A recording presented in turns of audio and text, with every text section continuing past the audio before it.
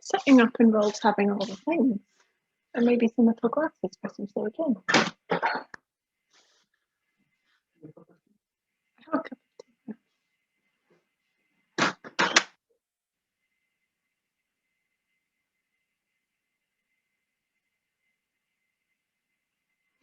So I got a poetry book for my birthday, and it has some really lovely poems in it, but it also has Mary Has a Little Lamb and the Sorting Hat song, and the introductions to the poems are massively idiotic, to the point where I can't actually read the book until I go through and stick little things over all the introductions, because they're distracting from how good the poems are.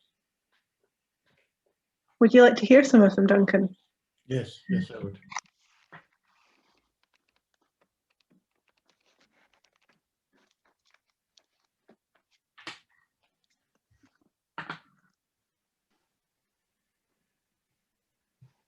Here's one. This poem is very short but very funny.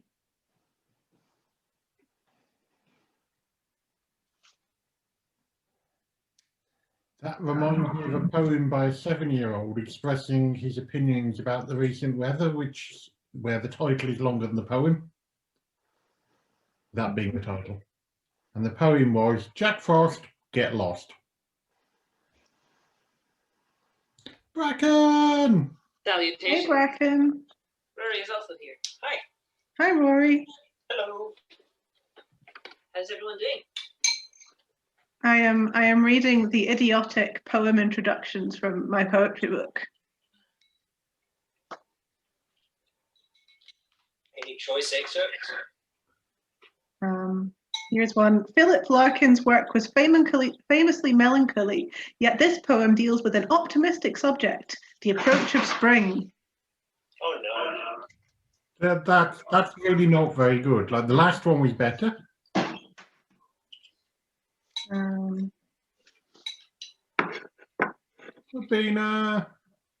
Hi, Alan's fit. Mary Hello, Shelley's Alan, breakfast forehead. what's bad to do science. Wow, that's a hell of a take. A whiskey. A slow whiskey. Here.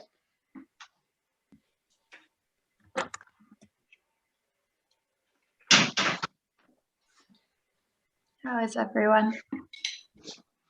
Oh, I'm exhausted because I just spent 2 hours very excitedly scrubbing out the front of my van, which I finally picked up. But it was filthy in the driver's compartment, so I've thrown out half a wheelie bin of crap and scrubbed it out. And there will be more scrubbing in the morning. But then you get to join the cool van club of people eventually with Malcolm and Sean. So Shay, you're making like a van home, yeah? Yeah. That's awesome. Same. Malcolm and I were talking about it months back. He's now ahead of me, but I'll catch him up. Awesome. I got to clean my car too at some point once it's sunny enough outside to spend a couple of hours in front of the house. Don't do it, Jenny. Employ someone else to do it. The way. Huh? Yeah. Just some things are worth paying other people to do, so you don't have to do the thing. Especially when other people are like much better and much faster at them. Like I could do a terrible job. No, but I'm like, a student. A local lad or girl.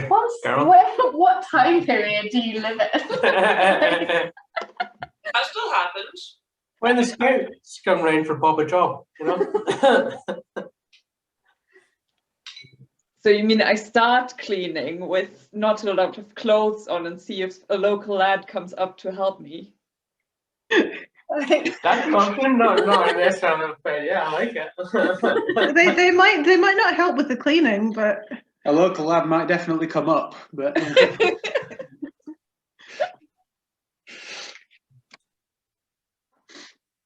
Lyric, how are you feeling? Crampy, but I'm okay. Blah. Long story short, I had an incident putting a coil in today, but it's all fine now. But it was just the first one didn't go in okay. So then they had to like clamp me again. Anyways, shit's not fun, but it's done, and now I don't have to for 5 years. Oh Yeah. man, a coil. I briefly thought you said a quail, and that was a very different sentence. Don't be doing that to quails. Don't be doing that to quails. Lyric, I'm really sorry that you had a shitty time. But now it's gonna be so good. Exactly. And I've spent the afternoon eating tasty treats and looking at poetry books online to try to decide which ones to buy. So I think I've decided on 3. I might do one more. Yeah, what are the 3 you've decided on? I had bought Wild Embers a while ago, but then someone gave me a gift card for a bookstore. So I was like, okay, I'm going to cancel that order and get it from the local shop. And then I never ordered it. So I'm going to do that one. And I'm going to get, it's one of the Wendy Cope books, the one with the orange in it. Mm-hmm. And what was the last one? Where's my card? Catalog of Unabashed Gratitude by Ross Gay. And that poem is like, the title poem is fucking delightful and so god damn wholesome and beautiful, and then it gut punches you and then you get beautiful again. So yeah, I wanted to buy that after reading that one poem. Sounds great. That sounds very, very nice. Mm-hmm. Thank you. Pleasure. Storytime fuel. I have a tasty treat as well. And I have chocolate. You.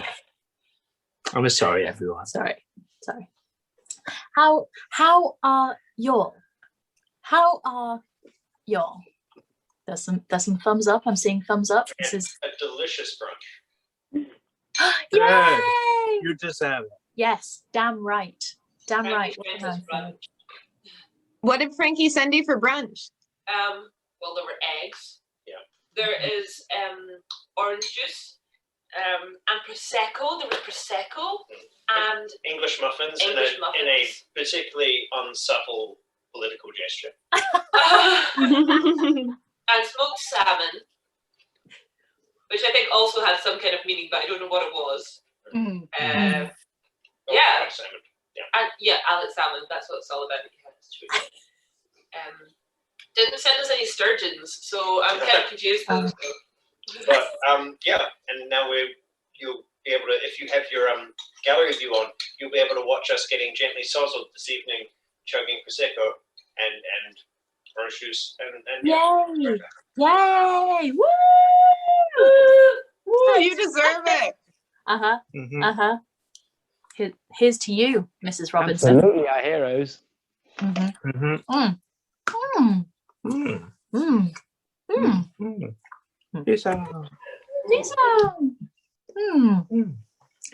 Alan, how are you doing? This is a direct, yes, direct inquiry to Alan. I'm doing okay. Yeah, not too bad. Glad to be finished a week of work. That's good. Alan's ordered 10 books today. I got a little bit carried away and enjoying all the Terry Pratchett and extended our Terry Pratchett library and quite a lot of books. Well, Another couple. yeah, another couple. Extra to the Discord. Yeah, so 8 more Discworld books to go in the library, and woo! I've read them all already, but getting the ones with the nice covers. Oh, nice. Will you big send us? organized editions are gorgeous. Yeah, they're really nice. I haven't seen them. I will take any of the old covers that you're getting rid of. Okay. But seriously, send photos. We want to see. that have gone to various Storytime people. Yeah. As we've done there. Yeah, did one go to Lyric? I hadn't seen the new covers, like until you posted. I didn't know that those beautiful covers were a thing, so that was very nice to see. Because the Pratchett covers are so they're so characteristic of the books. They're such a Yeah, I think like to lose the really kind of complicated, outrageous ones, I suppose it's a little bit sad, but the new ones are like so beautiful. Like And we didn't have a full collection at all, like just a sort of mismatch of things in various different covers. So. I think we might have to. Is Katie around? Okay.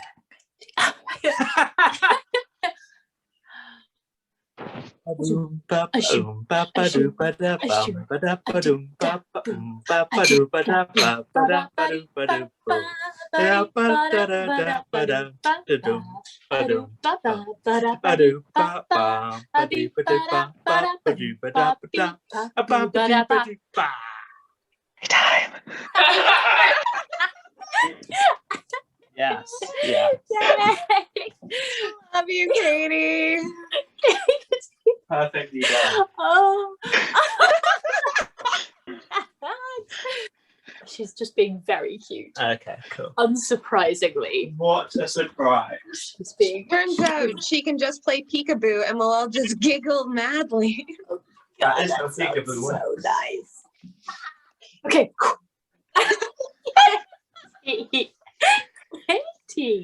Katie, do you have a permit for that delightful? Please. Now, everybody. Now, everyone. Muting you all. And I'm gonna go to a different screen because I'm just smiling too much looking at your face. All of your faces make me smile too much.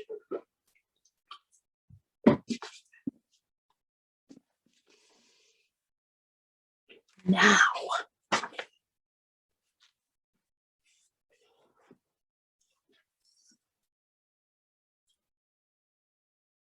Are you sitting comfortably?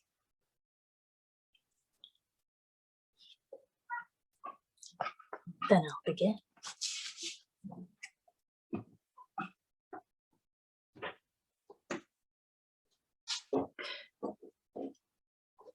The aunts were experts. Probably not even mossy lawn could turn someone off with such precision. Vimes drifted awake. He was in an armchair. It was extremely comfortable. And someone was shaking him. It was Sandra, the real seamstress. She stared at him and said, "He looks okay." Then she stepped back, sat down in another chair, and aimed a crossbow at him. "You know," said Vimes, it really was a comfortable chair and reminded him of all the softness that had gone from his life in the past few days. It hadn't been all bad. If someone wants to talk to me, they only have to bloody well ask. Sadie said you'd only be out for 10 minutes, but then you started to snore, so we thought we'd let you sleep for a while, said Rosie Palm, stepping into view. She was wearing a red off-the-shoulder evening dress, an impressively large wig, and quite a lot of jewellery. Finale costume? Yes, it costs a lot of money to look as cheap as this, Sergeant, she said, catching his expression. I can't stop. I must go and talk to people. Now, if you... Snapcase has promised you ladies that you'll be allowed to form a guild, right? Said Vimes. It was another cheating move, but he was fed up with waking up in odd places. Yes, I thought so. And you believe him? It's not going to happen. When he's the patrician, he'll look right through you. He'll end up looking through everything, he added to himself. Mad Lord Snapcase. Just another winder, but with fancier waistcoats and more chins. Same cronyism, same piggy ways, same stupid arrogance. One more leech in a line of leeches that'd make veterinary seem like a breath of clean air. Veterinary. Yes, he'd be around here somewhere too, no doubt, learning that little expression he had, which never ever gave you a clue what he was thinking. But he'll be the one to give you the guild you want so much. He's here somewhere. I know it. Don't expect anything from Snapcase, he said aloud. Remember, there were people who thought Winder was the future too. He derived some minor pleasure from seeing the look on Rosie Palm's face. At last she said, "Give him a drink, Sandra. If he moves, shoot an eye out. I'll let Madam know." "You expect me to believe that she'll fire that?" said Vimes. "Sandra has a very useful streak of belligerence," said Rosie. "A gentleman was being impolite yesterday, and she came running in, and you'll be surprised at what she did with her mushroom." Vimes eyed the crossbow. The girl had a very steady hand. "I don't think I quite he began. "It's a wooden thing to make it easier to darn socks," said Sandra. "I hit him behind the ear with it." Vimes gave her a blank look for a while and then said, "Fine, fine. I'm sitting very still, believe me." "Good," said Rosie. She swept out, and it was a real sweep, the dress brushing the ground. They were big, expensive double doors. When she opened them, the noise of a meeting filled the room. There was conversation, the smell of cigar smoke and alcohol, and a voice said, "To change the dominant episteme," before the doors breathed shut. Vimes stayed seated. He was getting attached to the chair, and on current showing, someone was likely to hit him again soon. Sandra, still holding the bow, placed a very large glass of whiskey beside him. "You know," he said, "in times to come, people will wonder how all those weapons got smuggled around the city." "I'm sure I don't know what you're talking about." "And it's because the lads in the watch never bother about the seamstresses, curfew or no curfew," said Vimes, staring at the whiskey. "Or posh coaches," he added. "The watchman can get into real trouble if he tries that." Could smell the stuff from here. It was the good stuff from the mountains, not the local rubbish. "You didn't tell anyone about the basket," said Sandra, "or hand us over to the unmentionables. Are you one of us?" "I doubt it." "But you don't know who we are." "I still doubt it." And then he was aware of the doors opening and shutting, and the rustle of a long dress. "Sergeant Keel, I've heard so much about you. Please leave us, Sandra. I am sure the good sergeant can be trusted with a lady." Madam was only a little shorter than Vimes. Could be from Genoa, he thought, or spent a lot of time there. Trace of it in the accent. Brown eyes, brown hair, but a woman's hair could be any colour tomorrow, and a purple dress that looked more expensive than most. And an expression that said quite clearly that the owner knew what was going to happen and was going along with things just to make sure. "Don't forget the intricately painted fingernails," she said. But if you're trying to guess my weight, don't expect to get any help from me. You can call me Madam. She sat down in a chair opposite him, put her hands together and stared at him over the top of them. Who are you working for? She said. I'm an officer of the City Watch, said Vimes. Brought here under duress, Madam. The woman waved a hand. You're free to go whenever you wish. It's a comfy chair, said Vimes. He was damned if he'd be dismissed. Are you really from Genua? Are you really from Pseudopolis? Madam smiled at him. I find, personally, that it pays never to be from somewhere close at hand. It makes life so much easier. But I have spent a lot of time in Genua where I have business interests.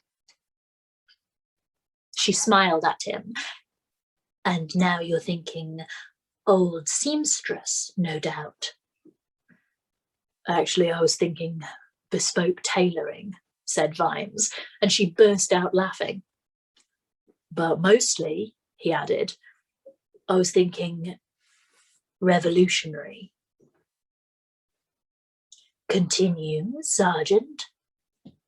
Madam stood up. Do you mind if I have some champagne? I'd offer you some, but I understand that you don't drink. Vimes glanced at the brimming whiskey glass beside him. We were just checking, said Madam, hauling a large bottle out of an industrial capacity ice bucket. You're not a sergeant. Rosie was right. You've been an officer. More than just any old officer, too.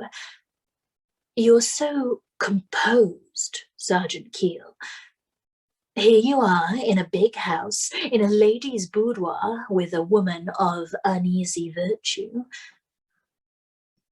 Madam upended the bottle into what appeared to be a blue mug with a teddy bear on it. And you appear unfussed. Where are you from? You may smoke, by the way. Somewhere a long way off, said Vimes. Uberwald? No. I have business interests in Uberwald, said Madam. Alas, the situation there is becoming quite unstable. Right.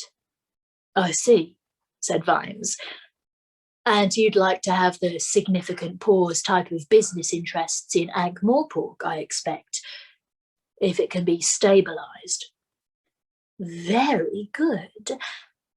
Let us say that I think this city has a wonderful future, and that I would like to be part of it, and that you are remarkably perspicacious. No, said Vimes. I'm very simple. I just know how things work. I just follow the money. Winder is a madman, and that's not good for business. His cronies are criminals, and that's not good for business. A new patrician will need new friends, far-sighted people who want to be part of a wonderful future, one that's good for business. That's how it goes. Meetings in rooms, a little diplomacy, a little give and take, a promise here, an understanding there.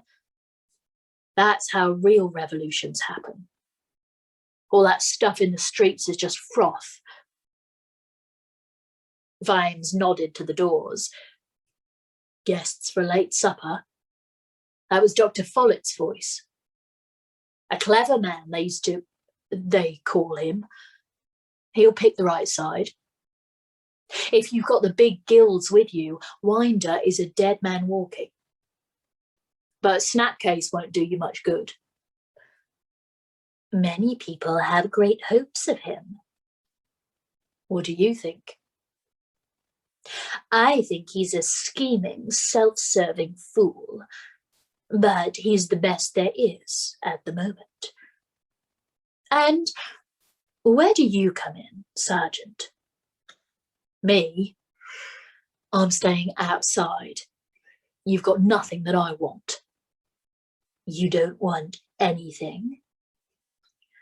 I want lots of things, my lady, but you can't give them to me. How would you like to be back in command? The question hit him like a hammer. This was history. She couldn't know. How could she know?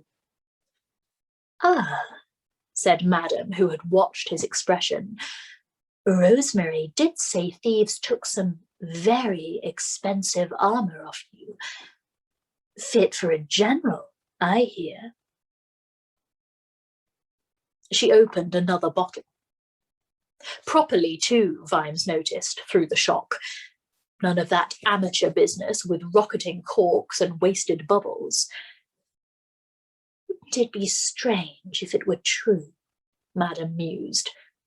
A street-fighting man with the manner of a commander and the breastplate of a leader. Vimes stared straight ahead. And who needs to know how he got here? Said Madam to the air in general. We could take the view that here at last is a man who could truly take command of the city watch. The first thought that fizzed in Vimes's head like champagne was, bloody hell, I could do it. Chuck swing out on his arse, promote some decent sergeants. The second thought was, in this city, under snapcase, now, we'd just be another gang. The third thought was, this is insane. It can't happen. It never did happen. You want to go home to Sybil. Thoughts 1 and 2 shuffled out of the way, feeling ashamed of themselves and mumbling, yeah, right, Sybil, yeah, obviously, right, sorry, until they faded into silence. I've always had a talent for seeing promise, said Madam, while he still stared at nothing. The fourth thought rose in the darkness like some ugly creature from the depths. You didn't think about Sybil until thought 3, it whispered. He blinked. You know the city needs, Madam began. I want to go home, said Vimes. I'm going to finish the job that's in front of me, and then I'm going home. That's what I'm going to do. There are those who would say that if you are not for us, you're against us, said Madam. For you? For what?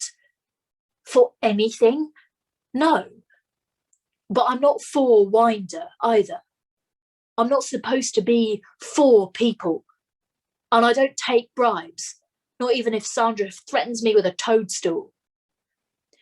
I believe it was a mushroom. Oh dear. The lady gave him a smile. You are incorruptible. Oh dear. Here we go again, thought Vimes. Why did I wait until I was married to become strangely attractive to powerful women? Why didn't it happen to me when I was 16? Could have done with it then. He tried to glare, but that probably only made it worse. I've met a few incorruptible men, said Madame Messerol. They tend to die horrible deaths. The world balances out, you see. A corrupt man in a good world or a good man in a corrupt world. The equation comes out the same way. The world does not deal well with those who don't pick a side. I like the middle, said Vimes. That gives you 2 enemies. I'm amazed that you can afford so many on a sergeant's pay. Please think of what you could be giving up. I am. And I'm not going to help people die just to replace one fool with another. Then there is your door behind you, Sergeant. I am very sorry we could not do business, said Vimes. I was going to say, reach a mutually beneficial agreement. We are not very far from your watch house. I wish you luck. She nodded towards the door. Such a shame, she said, and sighed. Vimes stepped out into the rainy night and shifted his weight from foot to foot, and then took a few experimental steps.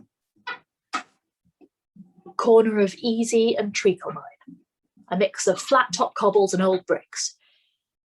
Yeah. He went home. Madam stared at the closed door for a while, and then turned as the candles flickered slightly. You really are very good, she said. How long have you been here? Havelock Vetinari stepped out of the shadow in the corner. He wasn't wearing official assassin's black, but loose clothes that were no real colour at all, just nondescript shades of grey. I've been here quite long enough, he said, sprawling into the chair that Vimes had vacated. Not even the aunts noticed you? People look but don't see. The trick is to help them see nothing. But I think Keel would have seen me if I hadn't been over there. He stares into shadows. Interesting. He is a very angry man, said Madam. You just made him angrier. I believe you'll get your diversion, said Madam. Yes, I believe so too. Madam leaned over and patted him on the knee. There, she said, your auntie thinks of everything. She stood up. I'd better go and entertain my guests. I am a very entertaining person. By tomorrow night, Lord Winder will not have many friends. She drained her mug of champagne. Dr. Follett is such a charming man, don't you think? Is that his own hair, do you know? I have not sought the opportunity to find out, said Havelock. Is he trying to get you drunk? Yes, said Madam. You have to admire him. They say he could play a mean lute, said Havelock. Fascinating, said Madam. She set her face into a genuine smile of pleasure and opened the big double doors at the other end of the room. Ah, Doctor, she said, stepping into the haze of smoke. A little more champagne?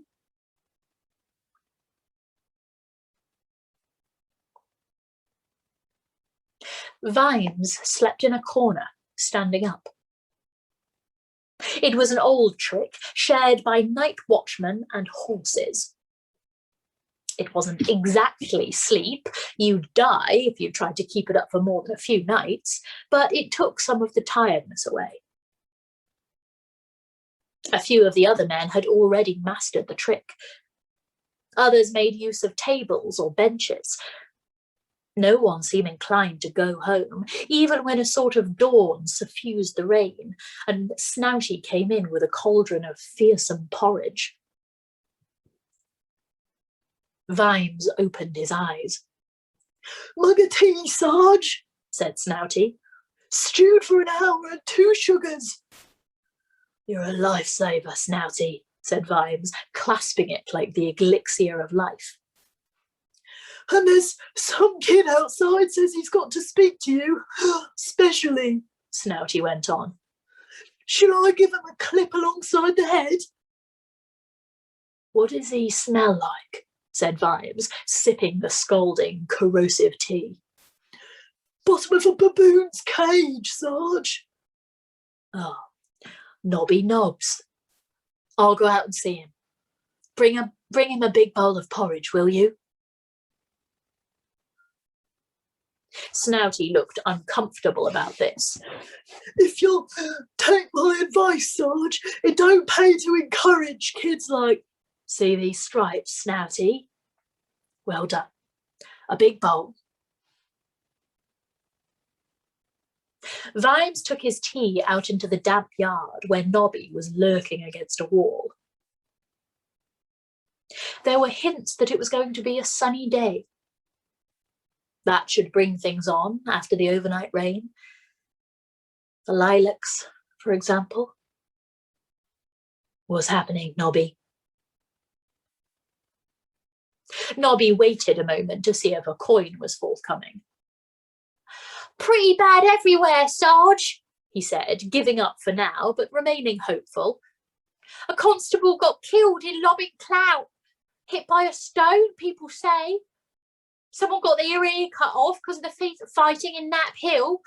Cavalry charge, Sarge. Running fights everywhere. All the watch houses got hit bad."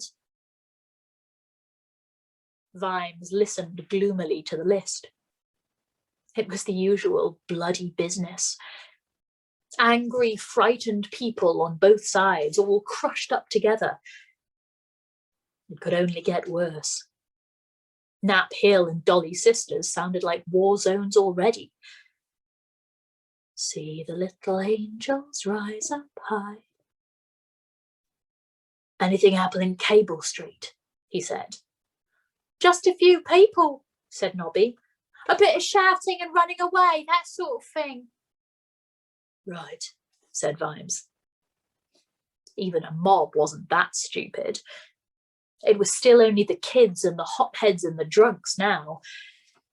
It'd get worse. You'd have to be really mad to attack the unmentionables. "There's bad stuff happening everywhere," said Nobby. "Except here, of course. We're well out of it." No, thought Vimes. It'll pivot on us in the end. Snouty emerged from the watch house's rear door, carrying a big bowl of porridge with a spoon stuck in it. Vimes nodded towards Nobby, and the bowl was handed over with extreme reluctance. "Sarge," said Snouty, keeping his eye on the spoon as the boy ate, or more correctly, gobbled the stuff. "Yes, Snouty."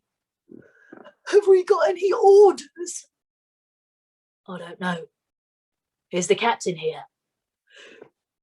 "That's it, Sarge," said Snouty.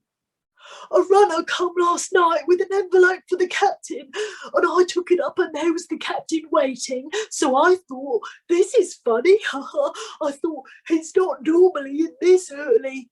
"Faster, please, Snouty," said Vimes as the man started to watch the oscillating spoon again. "Well, when I took him up his cocoa later, he was just sitting there and writing nothing. He said, 'Thank you, Snouty,' when I give him the cocoa, though. Always very polite in that respect. But when I went up just now, he was gone." "He's an old man, Snouty. You can't expect him to be here or so's his inkwell, Sarge. He never took it home before." And Vimes saw that Snouty's eyes were more red-rimmed than usual. He sighed. Any sign of the envelope? No, Sarge, said Snouty, glancing again at the spoon in Nobby's hand. It was a very cheap one, Vimes noted, made of some pot metal. In that case, we just keep the peace, Snouty, he said. Not a lot of that about, Sarge. We'll have to see what we can find. Come with me. Snouty looked reluctant. Just want to keep an eye on the spoon, Sarge. We've only got 5 left, and kids like that one will pinch the... He can keep the damn spoon, said Vimes. Spoons are not important at this point. Nobby downed the last scalding mouthful, stuck the spoon in his pocket, stuck out a porridge-laden tongue at Snouty, dropped the bowl on the ground and took to his heels.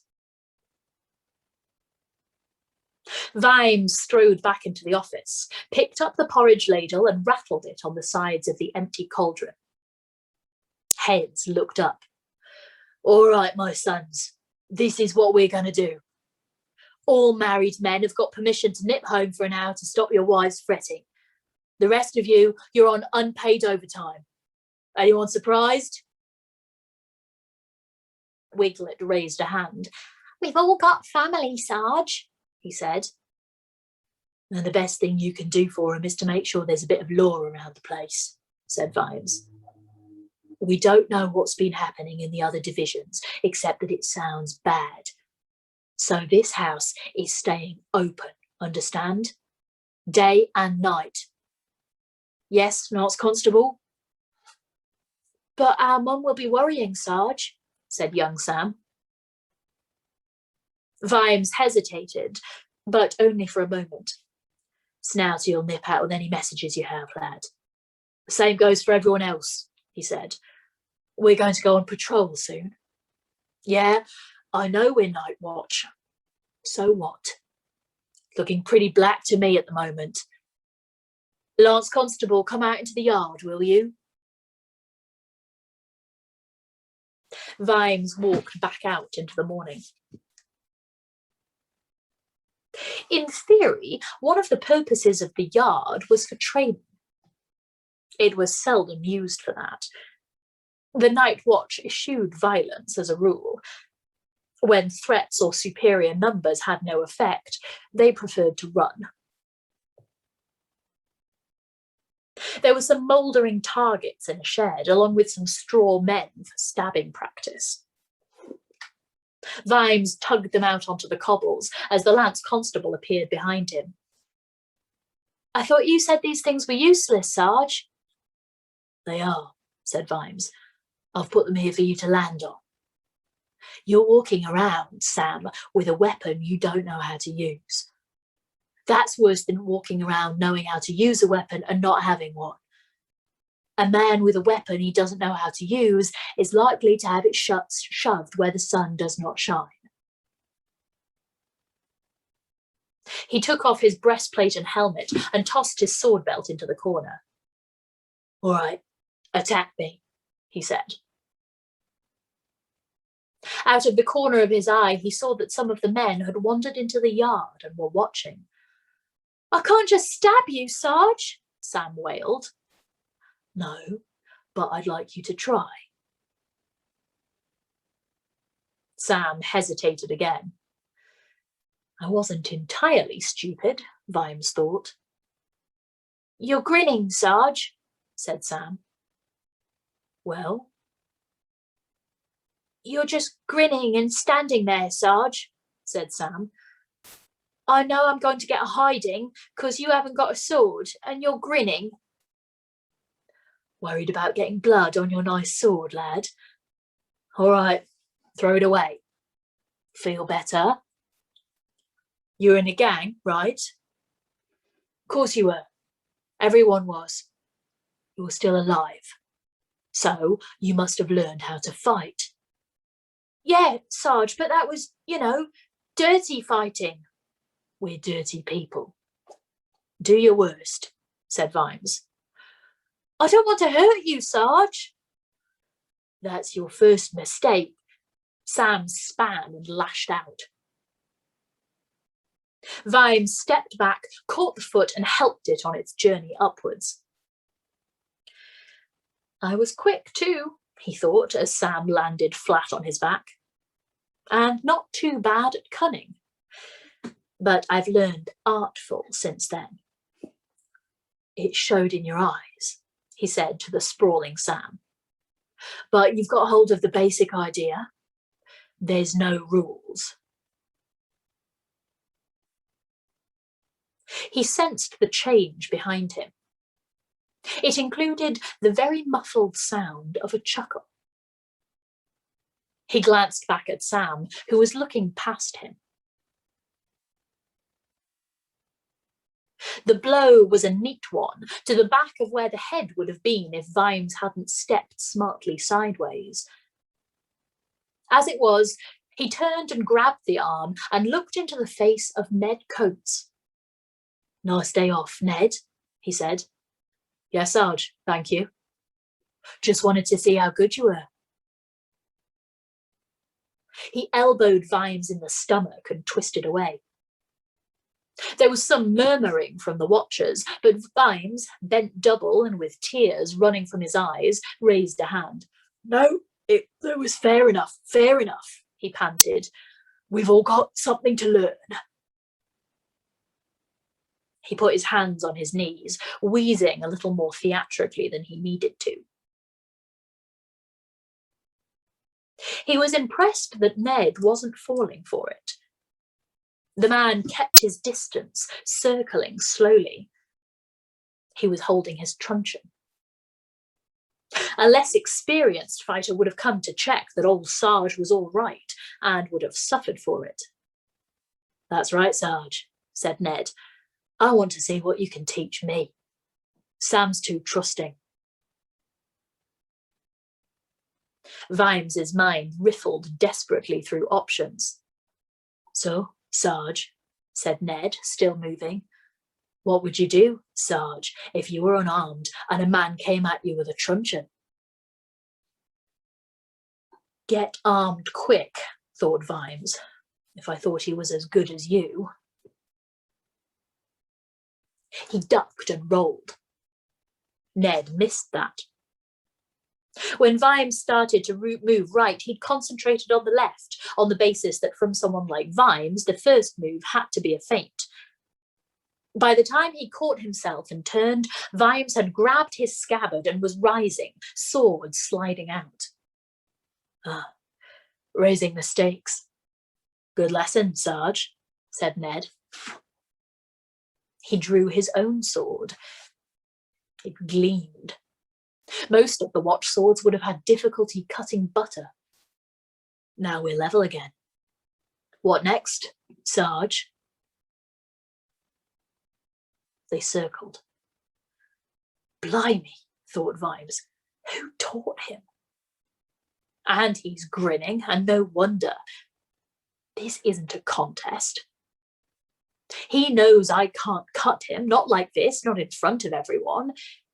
He can accidentally hit me and get away with it, but a sergeant's supposed to know better. And we can't raise the stakes any higher. Hold on. He hurled the sword at the wall. It stuck in by sheer luck. That impressed the watchers. Got to give you a chance, Ned, he said, moving away. You can always learn, Vimes thought. He remembered Gussie Two Grins. Sam wouldn't run into him for 5 years or so. It would be a real education.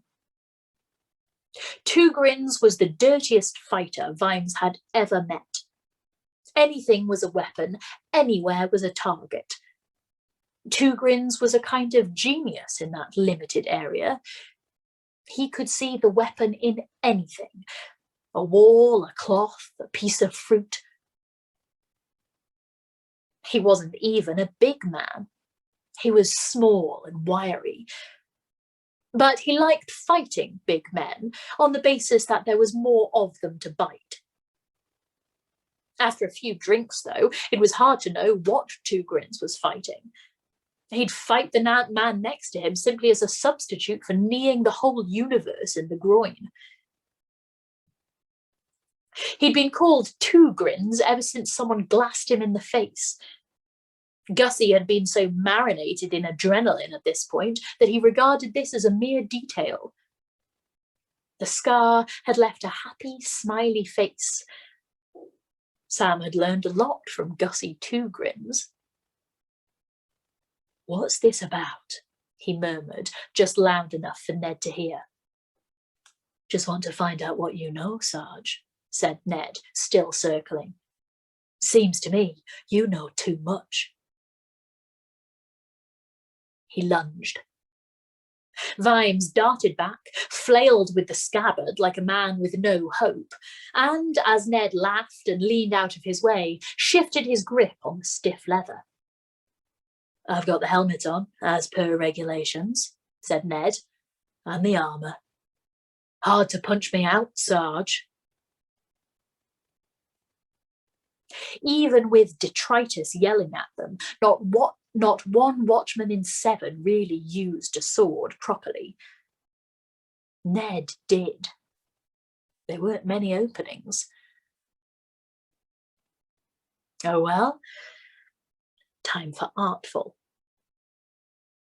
He took a step back, stopped, and saw what was happening behind Coates. He tried to hide it, but couldn't stop the momentary flash of relief in his eyes. Coates couldn't stop the momentary flicker of attention. Vimes punched up, the scabbard an extension of his arm. The stiff leather caught the man under the chin, thrusting his head back. Then the leather was brought down on the sword hand, and, as an afterthought, Vimes kicked Ned on the shin just enough to make him collapse. He'd always had an allergy to edged weapons too near his face. "Well done. Nice try," he said, and turned his back and faced the crowd. To the sound of gurgling behind him, he said, "Anything's a weapon, used right. Your bell is a club. Anything that pokes the other man hard enough to give you more time is a good thing. Never, ever threaten anyone with your sword unless you really mean it, because if he calls your bluff, you suddenly don't have many choices and they're all the wrong ones. Don't be frightened to use what you learned when you were kids. We don't get marks for playing fair. And for close-up fighting, as your senior sergeant, I explicitly forbid you to investigate the range of koshes, blackjacks and brass knuckles sold by Mrs. Goodbody at number 8 Easy Street, at a range of prices and sizes to suit all pockets. And should any of you approach me privately, I absolutely will not demonstrate a variety of specialist blows suitable for these useful yet tricky instruments. Right, let's limber up. I want you all out here with your truncheons in 2 minutes. You think it's just a silly club? I will show you otherwise. Jump to it." He turned to the stricken Ned, who'd raised himself to a sitting position. "Nice moves, Mr. Coates. You didn't learn them in the watch. I know that. Anything we need to discuss? Care to tell me where you were last night? Morphic Street, maybe?" "Day off," muttered Ned, rubbing his jaw. Right. None of my business." "Seems to me we've failed to hit it off, Ned." "That's right. You think I'm some kind of spy? I know you're not John Keel." Vimes kept his face perfectly impassive, which was, he realised, a complete giveaway in itself. "Why do you say that?" he said. "I don't have to tell you. You ain't a watch sergeant either. And you were lucky just now, that's all I'm saying." Ned got to his feet as the other watchman filed out into the yard again. Vimes let him go and turned his attention to the men.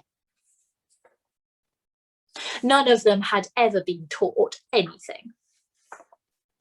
They'd learned, to a greater or usually a lesser extent, from one another, and Vimes knew where that road went. On that road, coppers rolled drunks for their small change and assured one another that bribes were just perks, and it got worse. He was all for getting recruits out onto the street, but you had to train them first. You needed someone like detritus bellowing at them for 6 weeks, and lectures about duty and prisoners' rights and the service to the public.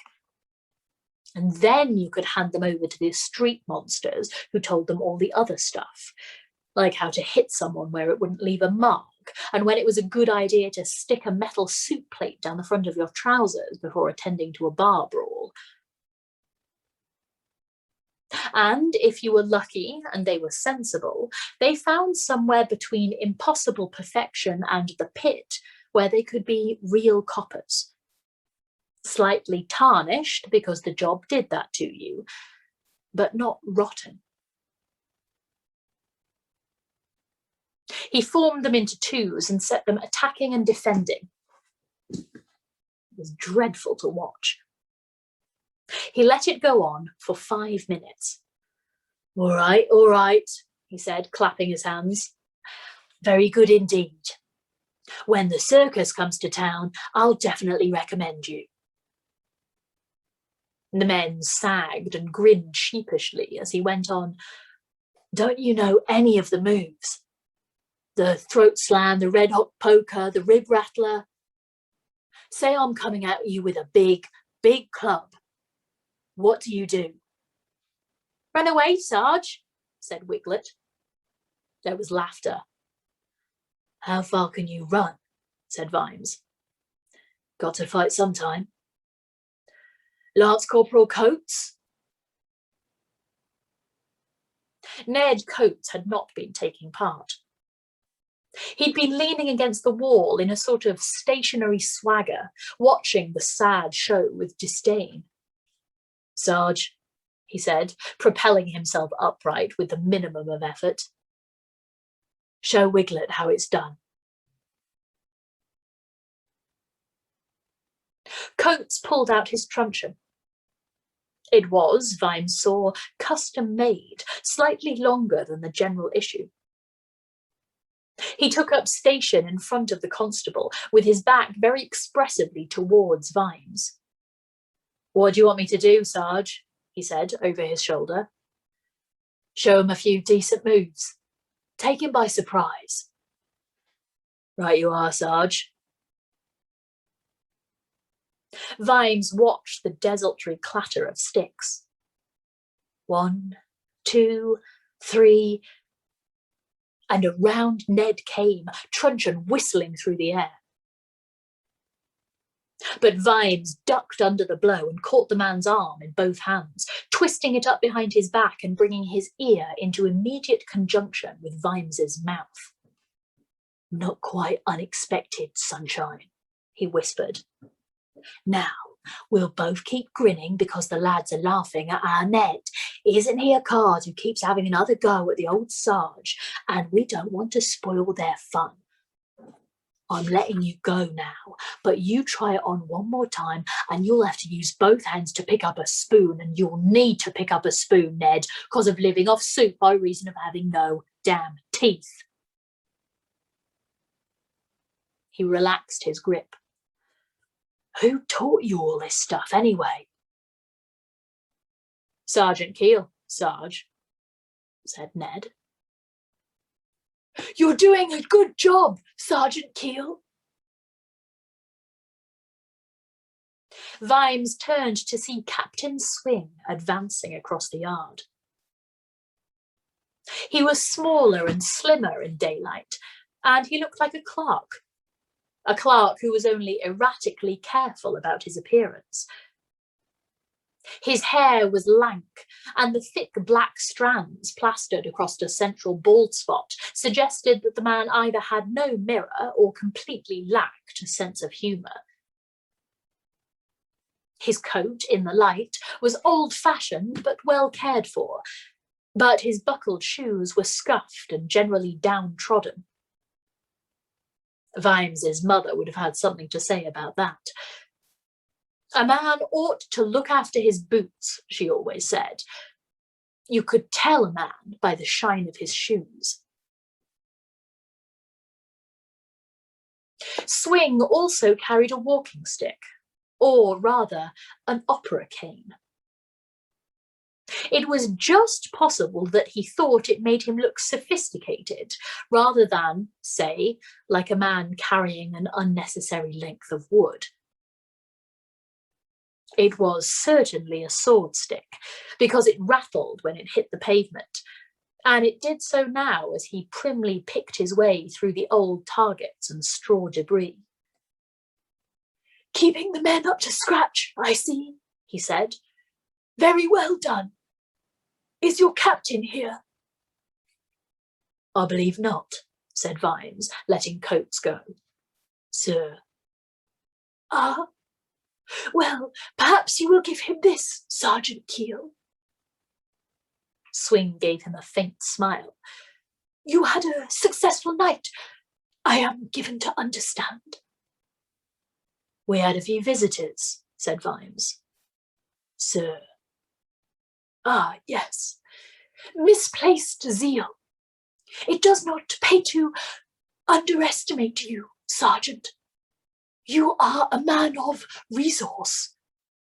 Alas, the other houses were not so resourceful." "Ah, yes. I am afraid, Sergeant, that some of my keener men feel you are an obstacle to our very needful work. I, on the contrary, believe that you are a man of iron adherence to the law, and while this has led to elements of friction because of your lack of full understanding of the exigencies of the situation, I know that you are a man after my own heart." Vimes considered the anatomical choices. "That would be broadly correct, sir," he said, "although I would not aspire that high." "Capital. I look forward to our future cooperation, Sergeant. Your new captain will undoubtedly inform you of other matters as he sees fit. Good day." Swing swiveled and walked his jerky walk back to the gate. His men turned to follow him, but one of them, who was wearing a plaster cast on one arm, made a gesture. "Morning, Henry," said Vimes. He examined the letter. It was quite thick and had a big embossed seal. But Vimes had spent too much time in the company of bad men and knew exactly what to do with a sealed envelope. He also knew how to listen. New captain. So, it was starting. The men were watching him. "They calling in more soldiers, Sarge?" said Snouty. "I expect so," said Vimes. "They gave Captain Tilden the push, didn't they?" "Yes." "He was a good captain," Snouty protested. "Yes," said Vimes. No, he thought. He wasn't.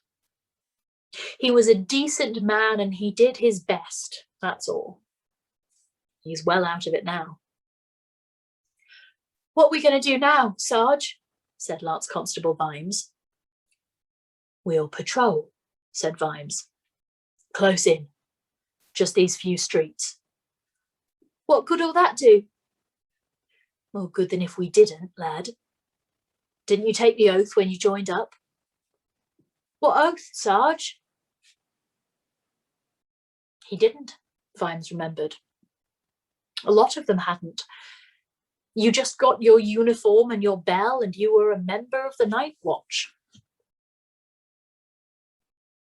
A few years ago, Vimes wouldn't have bothered about the oath either. The words were out of date and the shilling on a string was a joke. But you needed something more than the wages, even in the night watch. You needed something else to tell you that it wasn't just a job. Snouty, nip up to the captain's office and get the shilling, will you? Said Vimes. Let's get this lot sworn in. And where's Sergeant Knock? Pushed off, Sarge, said Wiglet. Don't know if it helps, but he said to hell with him when he went out the door. Vimes counted heads. It had been said later on that all the watch house stayed on. They hadn't, of course. Some had slipped away. Some hadn't come back on duty at all. But it was true about Keel and the line. Okay, lads, he said. It's like this. We know what's been going on. I don't know about you, but I don't like it. Once you get troops on the street, it's only a matter of time before it goes bad. Some kid throws a stone. Next minute, there's houses on fire and people getting killed. What we're going to do is to keep the peace. That's our job. We're not going to be heroes, we're just going to be normal. Now, he shifted position. It might just be that someone will say, we're doing something wrong. So I'm not going to order you. He drew his sword and scratched a line across the mud and stones. If you step over the line, then you're in, he said. If you don't, then that's fine. You didn't sign up for this, and I doubt there'll be any medals, whatever happens. I'll just ask you to go, and the best of luck to you. It was almost depressing how quickly Lance Constable Vimes crossed the line. Fred Colon came next, and Waddy and Billy Wiglet, and Spatchcock, Cullweather, and Moist and Leggy Gaskin, and Horace Nancy Ball, and Curry, wasn't it? And Evans and Pounce. A dozen crossed the line. The last few with the reluctance caused by a battle between peer pressure and a healthy regard for their skin. A few others, more than Vimes had hoped, evaporated at the back. That left Ned Coates. He crossed his arms. You're all bloody mad, he said. We could use you, Ned, said Vimes. I don't want to die, said Ned, and I don't intend to. This is stupid. There's barely a dozen of you. What can you do? All that stuff about keeping the peace, it's rubbish, lads. Coppers do what they're told by the men in charge. It's always like that. What'll you do when the new captain comes in, eh? And who are you doing this for? The people? They attacked the other houses, and what's the night watch ever done to hurt them? Nothing, said Vimes. There you are then. I mean, the watch did nothing, and that's what hurt them, said Vimes. What could you do then? Arrest Winder? Vimes felt he was building a bridge of matchsticks over a yawning abyss, and now he could feel the chilly winds below him. He'd arrested Vetinari, back in the future. Admittedly, the man had walked free after what passed for the due process of law, but the city watch was going to be big enough and strong enough and well connected enough to actually arrest the ruler of the city. How had they ever got to that stage? How had he even dreamed that a bunch of coppers could slam the cell door on the boss? Well, perhaps it had started here. Lance Constable Vimes was watching him intently. Of course we can't, he said, but we ought to be able to. Maybe one day we will. If we can't, then the law isn't the law. It's just a way of keeping people down. Looks like you've woken up and smelled the khaki, said Coates, because that's exactly what you're in. Sorry, lads, but you're going to die. That's what'll happen if you tangle with real soldiers. Hear about Dolly's sisters last night? 3 dead and they weren't even trying. Come on, Ned. No one's going to have a go at us if we're just patrolling, mumbled Colon. Patrolling for what? Said Coates. To keep the peace. What do you do when there's no peace left to keep? Well, I'm not going to stand around and see you get killed. I'm off. He turned and strode out of the yard and into the watch house. You bloody fool. You're right, Vimes thought. I just wish you weren't so right. Still with us, lads? He said to the group caught behind the line. That's right, Sarge, said Lance Constable Vimes. The rest of the volunteers seemed slightly less certain. Are we going to get killed? Said Wiglet. Who said it's going to come to a fight? Said Vimes, watching Coates's retreating back. Wait a moment, I want a word with Ned. Got the shilling, Sarge, Snouty announced, advancing across the yard. And the captain wants a word with you. Tell him I'll be up in just a few. It's the new captain, said Snouty quickly. He's here already. Keen, military, not the patient type, Sarge. I used to have carrot and detritus and angua and cheery for this, Vimes thought bitterly. I'd say, you do this and you do that, and all I had to do was fret and deal with the sodding politics. Get Fred to swear the men in, he said, and tell the officer I'll be with him shortly. He ran through the watch house and out of the front door. There were a lot of people in the street, more than usual. It wasn't a mob as such, but it was Ankh-Morpork's famous mob, the state you got just before a real mob happened. It spread across the city like web and spider, and, when some triggering event happened, twanged its urgent message through the streets and thickened and tightened around the spot. The Dolly sisters' massacre had got around, and the numbers had grown in the telling. Vimes could sense the tension in the web. It was just waiting for some idiot to do the wrong thing, and nature is bountiful where idiots are concerned. Coates, he yelled. To his surprise, the man stopped and turned. Yeah? I know you're with the revolutionaries. You're just guessing. No, you had the password in your notebook, said Vimes. The same one Dibbler was passing out in pies. You must know I was able to get into the lockers. Look, do you think you and Dibbler would still be walking around if I was a spy for Swing? Sure. You're not after us, we can be mopped up later. Swing wants the leaders.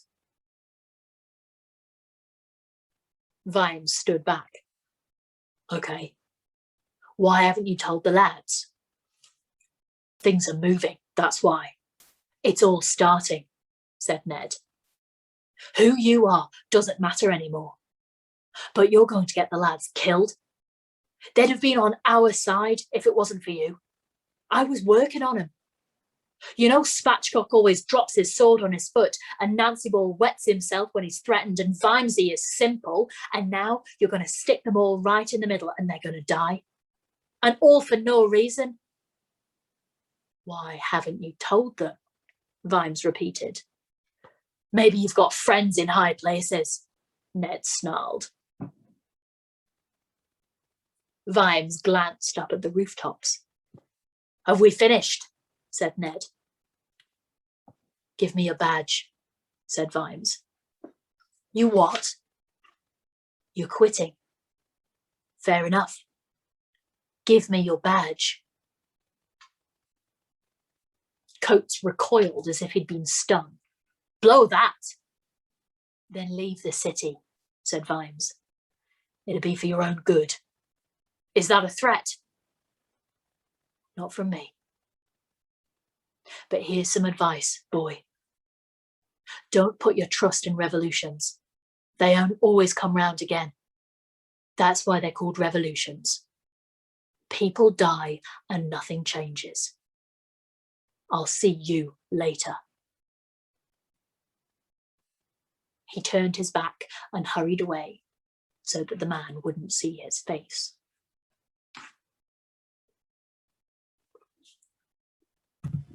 Oh, sad. Oh my god. Oh my god. Oh my god. Please tell me this is Vimes doing reverse psychology.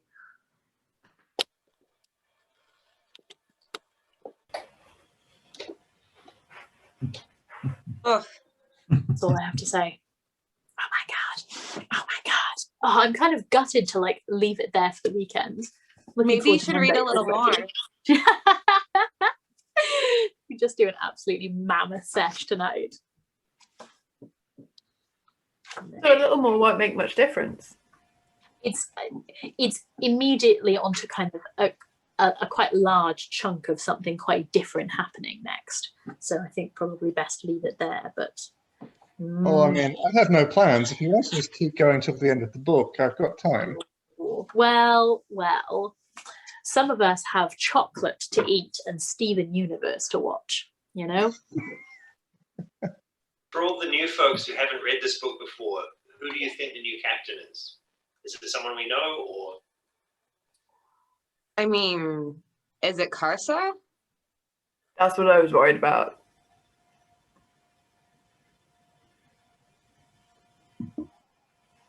Yeah, you just sit there drinking your mimosa, Rory, looking all With your smiley like that. Face. Side note, how cool is Madam? I love her so much. I've been waiting to hear what voice she got. I love it. Yeah, she's got my generically sexy woman voice. There's one sexy woman in each book and they're all played by the same lady. Stanley Tucci. Stanley Tucci would make an incredible Madam. Oh, Stanley. I mean, I would say Tsukiko had a different voice, and she's a lesbian contortionist. Hell yeah. Yeah, so I call Tsukiko a pretty hot character. Yeah. With badass magic, like, come on, that magic alone makes her hot. That tattoo. Oof. Yeah. Oof. Sorry, and hello. I just joined, and the first words I heard was, "She's a lesbian contortionist," and I just laughed. Welcome to the chat. Hello. Yeah. You remember Tsukiko from the Night Circus? Oh, I do. Oh, Malcolm. Welcome home, Malcolm. How was your home? Yes, home was very good, and I saw people, and they were my family, and that was all very nice. That was lovely. Malcolm's here. Malcolm. Will you keep softly calling for Malcolm? We haven't had a good Zalcom moment in a little while. I was going to say, yeah. You rang? I thought you were going to lean in with like a hey baby. Hey, baby. Oh, okay. I ship it. I ship it. Well, Yes. I enjoyed that. Cool. Hi. Oliver Flutter. I can only imagine that Zach had no intention of attending tonight and just, my presence back and forth. I could hear your sultry tones and came upstairs. Ooh. Oh. Ooh.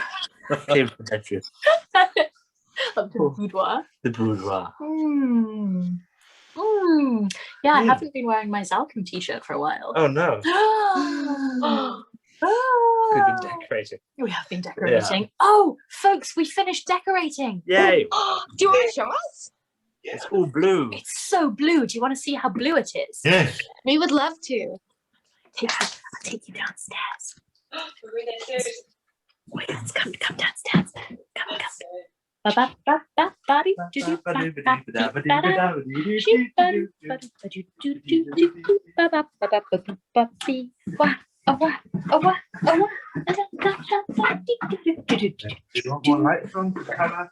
This is so much better than elevator music. Oh, I was like, oh no, hold on, that's my face. That's my face. Here, okay, maybe we might want some lights. Yeah. It's Very blue! Blue! Wait, hold it. I have to turn off my night light thing. Yeah. Oh. I can appreciate the. Take them slowly closer. Oh, such calming tones. So blue. It looks kind of green on this camera, but The other it's... side might look better. Yes. Does that look more blue? Oh, that looks more blue. That is rich. So This room is fucking gorgeous. Well, show us So pretty. the mirror. Wow. Yeah. Nice. Hi, story time! Hi, ketchup crew! Okay. There's Zach. Hey! He's so cute. What a cutie. Oh, okay. Ooh. Should we say goodbye to the catch-up crew? Yes. How about you stop the recording for me? Okay. Are we ready? Bye, catch-up crew. We love you. Love you. We love you, catch-up crew. Bye. Bye. Story time.